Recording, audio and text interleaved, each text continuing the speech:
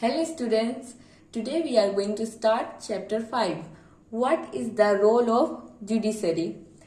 Course जो बहुत सारे डिसीजन लेती है इश्यूज के ऊपर, ये जो कह सकते हैं कि बच्चों की पिटाई नहीं करेंगे और जो रिवर्स है कैसे पानी बटेगा दो स्टेट्स के बीच में, कैसे क्रिमिनल को सजा दी जाएगी और इस तरह से हम लोग डिवाइड कर सकते हैं जुडिशरी के काम को। First, dispute resolution. डिस्प्यूट का मतलब होता है लड़ाई झगड़ा, रिसोल्यूशन का मतलब होता है उसको ठीक कर देना। फिर पुलिस केस को सॉल्व करती है, केस पे डिसीजन नहीं लेती है पुलिस, डिसीजन लेने का काम जुडिशरी का होता है। एग्जाम्पल, टू सिटीजन के बीच में लड़ाई हो जाए या सिटीजन्स और सरकार के बीच में हो जाए, कैसे? मतलब सरकार ने कुछ अन्याय कर दिया किसी के साथ। बहुत सारे केसेस है, अगर सिटीजन्स और सिटीजन्स के बीच डिस्प्यूट्स हो जाए या टू स्टेट गवर्नमेंट या सेंटर एंड स्टेट गवर्नमेंट, तो कोर्ट उसको सॉल्व करती है। पहला काम डिस्प्यूट रिसोल्यूशन। इंटरप्रिटर मतलब समझ कर उसका मतलब बताना, इंटरप्रिटर करने का काम जुडिशरी का होता है। कॉन्स्टिट्यूशन को इंटरप्रिटर करने का काम जुडिशरी का होता है। जुडिशरी के पास इतनी पावर होती है जो कि पार्लियामेंट और लेजिस्लेचर ने कानून पास कर दिया। ओके, अगर जुडिशरी को if it believes that this are violence of the basic structure of the constitution, this is called judicial review.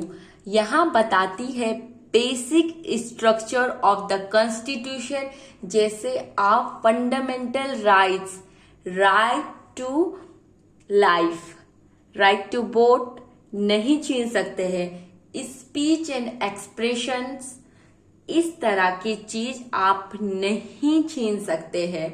बहुत सारे आर्टिकल्स हैं, आप उसको बदल नहीं सकते हैं।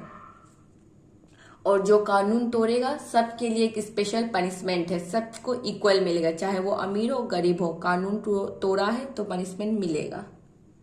जुडिशियल रिव्यू में अगर सरकार को लगता है कि सरकार ने ऐसा कानून बनाया है जो कॉन्स्टिट्यूशन के खिलाफ जा रहा है, तो सरकार के कानून को जुडिशरी हटा सकती है, उसको वायलेंस बोल के। आज तक जुडिशियल ने basic structure of the constitution की पार्टिकुलर एक डिफिनेशन नहीं दी गई है।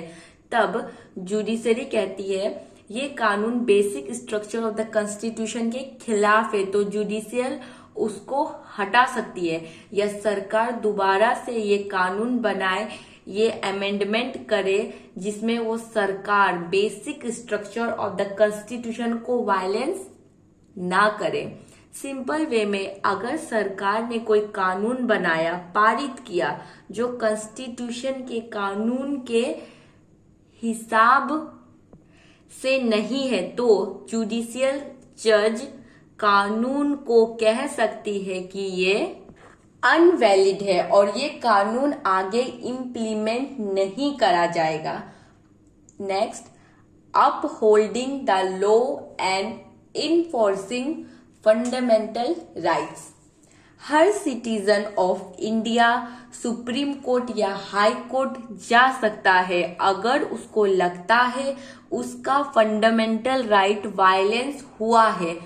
कुछ भी हो सकता है, जैसे उसके साथ डिस्क्रिमिनेशन किया गया है, इक्वलिटी नहीं दी गई है उसे, जैसे चैप्टर 1 में पढ़ा बुक में, फंडामेंटल राइट्स अगर हमारे फंडामेंटल राइट हमें प्रोवाइड नहीं किए जाते हैं तो हम लोग सुप्रीम कोर्ट या बाकी सारे कोर्ट में जा करके केस कर सकते हैं। 7th क्लास में हाकिम शेख है एक एग्रीकल्चरल लेबर, तो वो चलती हुई ट्रेन से गिर जाता है, तो उसको चोट लग जाती है, उसकी कंडीशन काफी खराब हो जाती है। मगर काफी सारे हॉस्पिटल में उसको ले जाया जाता है, पर उसको एडमिट करने से मना कर देते हैं।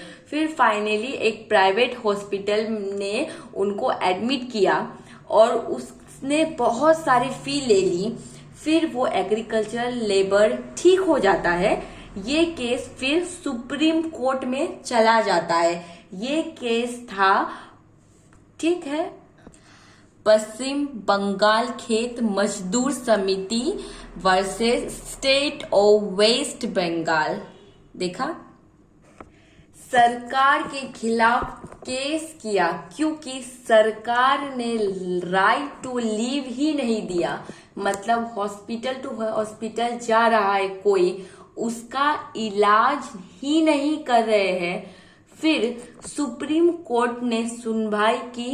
सुप्रीम कोर्ट जब ये केस सुन रही थी तब आर्टिकल 21 में राइट टू लीव हमें दिया गया है। अगर किसी का फंडामेंटल राइट्स है, right to life, right to health भी उसमें आता है। इसलिए सुप्रीम कोर्ट ने वेस्ट बंगाल में 1996 में गवर्नमेंट को कॉम्पिसेशन दिया जाए, मतलब एक तरह से मनी, उसके हेल्थ का नुकसान हुआ है तो इसलिए वेस्ट बंगाल गवर्नमेंट को देने को कहा। वेस्ट बंगाल गवर्नमेंट देगी। वो एग्रीकल्चर वाले लेबर जो कि ट्रेन से गिर गए थे, उसको कॉम्पिसेशन में मनी दिया जाएगा कि जो नुकसान हुआ है वो उसका फुलफिल हो जाए। Okay everyone, thank you so much. Next video में what is an independent judiciary पढ़ेंगे।